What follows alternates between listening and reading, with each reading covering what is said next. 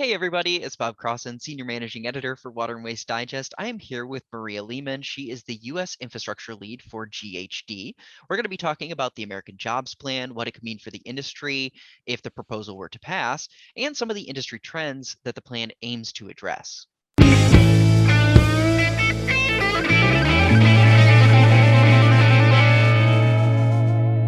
So Maria, thank you for being on the call. We appreciate your time. Thanks, Bob, for having me. First off, I'd like to talk a little bit about the tone of things recently in water news. We're seeing an interesting tone coming out of the administration. How does that compare or contrast with other administrations that you've seen over the course of your career?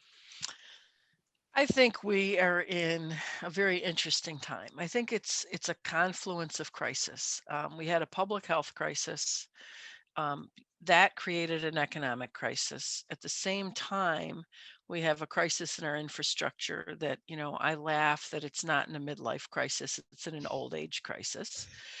And then you have all those equity issues that came out, right? And Mhm. it all happened together. And what's different this time is that the solution, people say there's no silver bullet. Well, I think there is. I think if we reinvest in our infrastructure that we've basically not paid close enough attention to, we can solve all those problems. The public health, the water, wastewater industry makes more of an impact on public health than anyone else. Then you start looking at what we're doing with air systems inside buildings. As far as economics, for every dollar spent in infrastructure, you have $4 to $6 comes back in economic activity to that community. It's one of the best bangs for the bucks in the industry. Mhm. You look at, obviously, we're solving our infrastructure problem. You look at the equity issues. Many of the communities that are really lagging behind are the ones that need that critical infrastructure. So this is a solution that kind of goes across everything, and the timing of how things have evolved and the numbers of voices in the chorus to get something done. I've never felt this much in my 40 years in my bones that I think we're finally going to do something that's generational. Yeah, well, I certainly hope so, and I can feel the energy as well. I mean, I've only been in the industry for about 5 years or so, but I do feel that there is a lot of energy. And when I think Mhm. about all that occurred news-wise for water in the month of March, I don't know covering that much stuff over the course of the past 5 years, let alone 1 month. It's a lot of things packed into one. Now, going back to the plan, though, one of the core values that was shown in the summaries there was this lead pipe replacement. And there was a stated goal of 100% lead pipe replacement. What does this mean for utilities, and what impact does calling a shot so ambitious like this have on achieving such a goal like that? Well, I think it's critically important. We saw what happened in Flint, and Flint is not the exception. I'm sure if we look around, you're going to see a lot of other systems that have the same kinds of issues. Hmm. And, the lead and copper rule kind of underscores that. But the rule is only as good as if you have money to be able to implement it, right? So I think the problem is in the typically these are going to be in older homes Hmm. with older issues. And while you can replace what's going on in the street out in front of that home, the ratepayer, the individual that lives in that house, has to take it from the street to their connection in the house. And that's always been the big nut. And in a more affluent community, it's not a big deal. When somebody is worrying about are they paying their utilities or they're buying food, it is a huge deal. And so by putting a moonshot on lead pipes, that's an incredible opportunity for us to really help those that need it more than anybody else. Hmm. Yeah, I agree with that. I saw Travis Loop from of WEF. He made a tweet. He's just like, it is appropriately ambitious to make a call like that, to make something so strict and uniform and clear. People don't understand. I mean, the problem with lead is that your body can't get rid of it. It has a cumulative effect. And so if you start getting impacted as a child, you're never going to get better. You're going to have some of those issues for your lifetime. And so it's really important for public health that we address this. And so I was very happy to hear something that ambitious Yeah. being voiced. Yeah, yeah. So one of the other elements, obviously, that you touched on is the funding portion, right? Like, what Mhm. good is regulation or a called shot like removing lead pipe if you can't fund to make it a reality? We Right. know that drinking water SRFs and clean water SRFs are a huge portion of driving a lot of money for the industry. How does the American Jobs Plan relate to those types of funds, and how do you think the plan proposal as it stands now could impact utilities in terms of funding and financing projects that they really desperately need? Well, it's kind of funny because if you look at the specific language, they talk about putting more money in those two revolving loan funds, the state Mhm, revolving loan funds. I mean, specifically in the policy document, the blueprint that the White House put out, uh, how it's going to, I mean, first of all, we've never had 110 billion in 10 years above what we're doing normally, even being proposed. mhm, So you're talking about doubling, tripling, quadrupling. The original revolving loan funds were grants and then became loans over time. And so there's actual loan component in what the policy initiative is. And there's also a grant proponent, which again hits communities that are of lesser means so that they do not have to hit the ratepayers that can't afford it. So it's taking care of those two things. What I have to tell you though, I think this is rooted. Um, United for Infrastructure did an infrastructure summit last February, and it invited all the presidential candidates to come talk about what they saw for infrastructure. And I think the two people that were there, okay, at that point, Vice President Biden was there and Mayor Pete Buttigieg were there. And what they're saying now is very consistent to what they said a year ago. Now, the reason why that's important is that on the steering committee of that United for Infrastructure is um, the Water Alliance, which is part of that steering group, their policy arm, mhm, and the American Societies of Engineers who put up the report card, right? So those documents were started a year ago as far as setting the stage of where we are. So we did a failure to act series, ASCE did, to look at three areas that we needed to update because the documents were getting old. One was on water infrastructure, which we did value for of water, right? We did one on energy, which was primarily looking at electrical transmission, and we did one on transportation, and then one wrap of those and a few others that we had on that still had shelf life. And all of those items were consistent about what needed to happen. Now, fast forward to the Biden administration, and you look at who was putting those documents together. Radhika Fox was leading the Water Alliance when they were working on that policy documents. Now she's got a very long title, deputy assistant, you know, Yeah. administrator for water, and there's more words in there than that. But and she's actually being talked about potentially being deputy administrator over at EPA. She was part of that process, and she's now on the other side working the policy for water and wastewater. So if you look at that, the consistent message in these economic studies that were done and looking at the system and what we need and where it's at and where it needs to be, all these planets are aligning. And so Mhm, it's going to be good public policy. I think the pay for is, I don't think anybody disagrees with the public policy. I think the pay for is going to be the debate. mhm, Let's see where Congress goes with that. But I think there's really deep buy-in for all the infrastructure elements in the American Jobs Act. mhm. Now, to touch on a little bit of what you said with Radhika Fox kind of moving into that role, moving Mhm. from one side to the other, that is a huge thing, and it makes it easier, I feel like, for us on our side to now work even more closely with EPA than ever before because we know Correct. who that person is. She understands the issues that we're dealing with on a regular basis. Right. So that really that is a huge change in like how we can approach things too, is that she already Correct. understands that kind of a thing. Correct. And and the other thing I'm going to add on the bipartisan front, the problem solving caucus, which is 58 congressional representatives, half Republicans, half Democrats, actually have a position paper called Rebuilding America's Infrastructure that they took to President Biden when he had that first bipartisan meeting in the White House. And they specifically speak to water infrastructure in that document. Those 58 members, if 75% of that group agrees with whatever they want to move forward on, they vote as a block.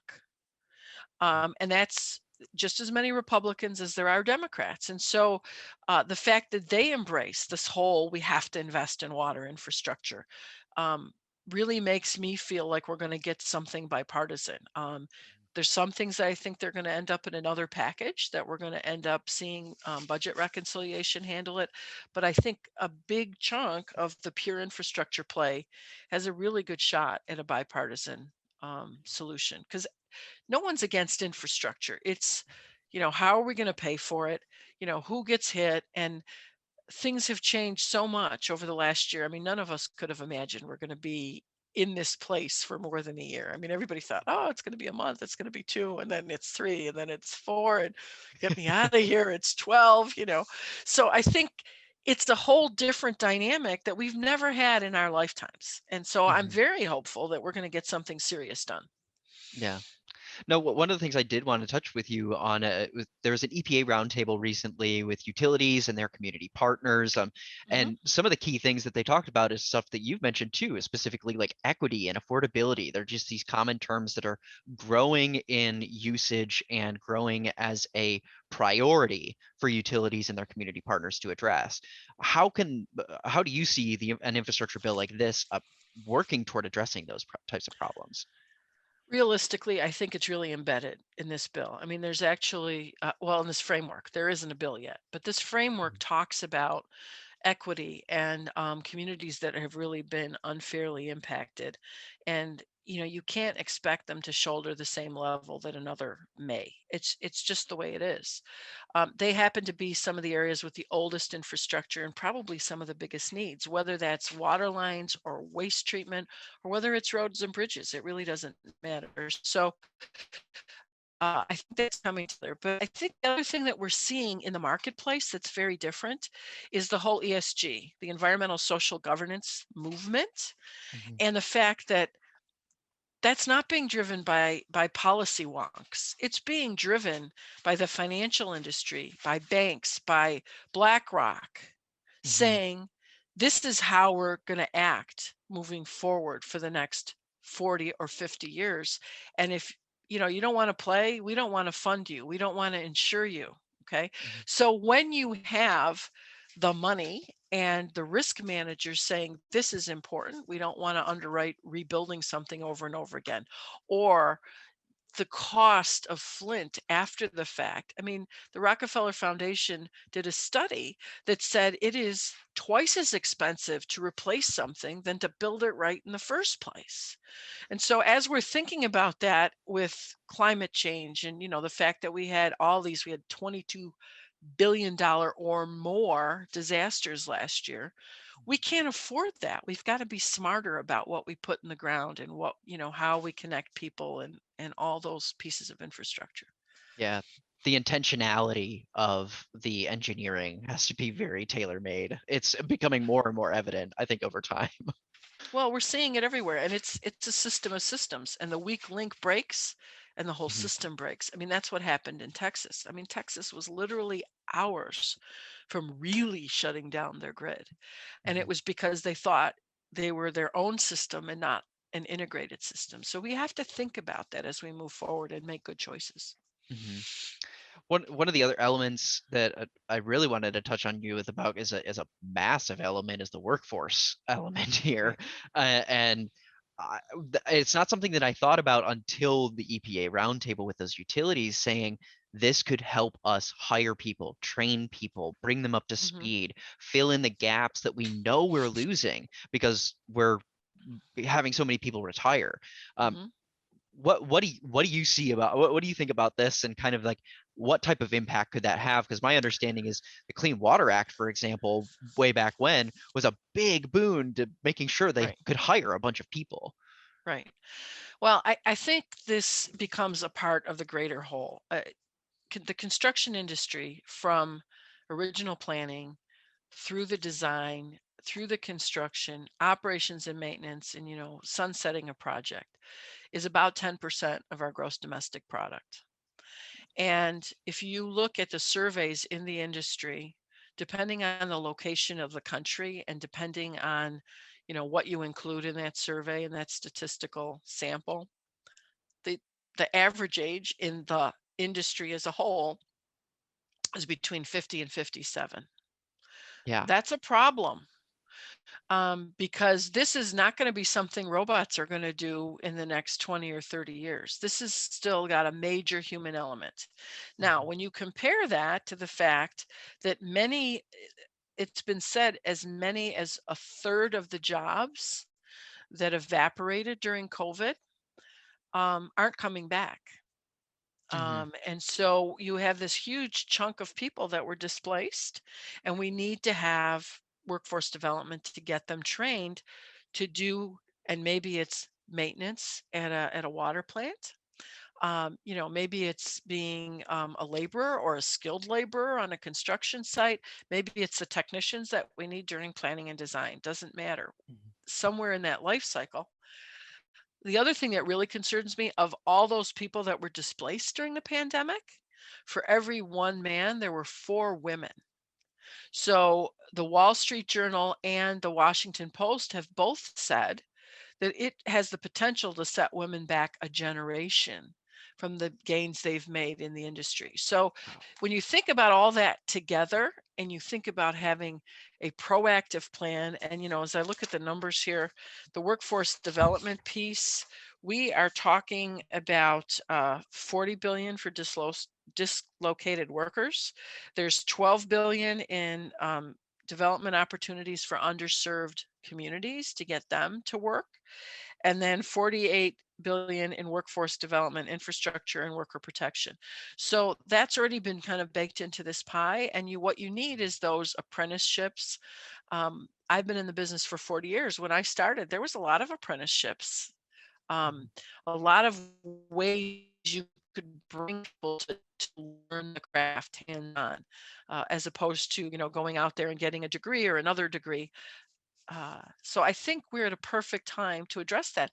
And even if we weren't retiring all these people, if you double the amount of work that we're doing currently, because it's all falling apart at the same time, somebody's got to do that. Yeah.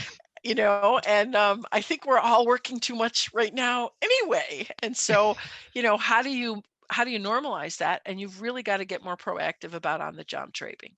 Yeah, yeah. That's a good point that you make too. It's not just about the retirements. It's about, if this were to pass, how many more jobs we need to fill now suddenly. Right, It's not just the just the turnover in right. general. So, well, thank you so much, Maria. It's been great to talk to you. And for anybody who is interested in learning more about the infrastructure plan, we have some resources in the description below. We also have some resources for the American Society of Civil Engineers infrastructure report card as it relates to water down below, including a video with one of Maria's colleagues, Darren. So Yep. definitely check that out as well. And Maria, thank you again for being on the call and sharing your knowledge base with us. Great. Thanks, Bob.